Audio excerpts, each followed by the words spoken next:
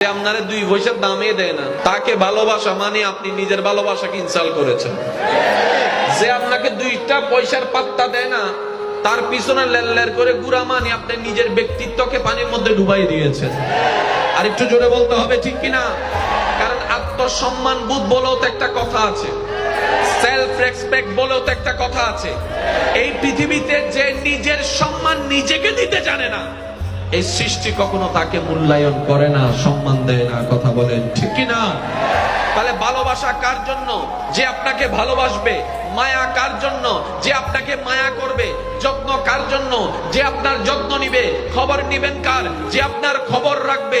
Care করবেন কার? যে আপনার কেয়ার করবে। আপনি স্মরণ করবেন কাকে? যে আপনার বিপদে পাশে থাকবে, যে আপনার কষ্টে পাশে থাকবে। কথা বলেন ঠিক কিনা? পাশে থাকবে আপনার কষ্টে, আপনার বিপদে। এবার আপনি যদি এই থিওরির মধ্যে ভালোবাসার ক্যাটাগরি খেয়াল করতে যান, এবার ঈমানের সাথে একটা কথা বলেন, আল্লাহর চাইতে বড় যত্নবান আর তো কেউ নাই। আল্লাহর চাইতে বড় যত্নবান আর তো কেউ নাই। আল্লাহর চাইতে বড় রহম করনেওয়ালা আর তো কেউ নাই। আল্লাহর চাইতে বড় রাজ্জাক আর তো কেউ নাই। আল্লাহর চাইতে বড় কেয়ার করনেওয়ালা আর তো কেউ নাই। তাহলে সেই হিসাবে আমাদের প্রত্যেকজনের অন্তরে সর্বোচ্চ ভালোবাসা তো আল্লাহর প্রতি না থাকা দরকার ছিল। কথা বলেন ঠিক কিনা?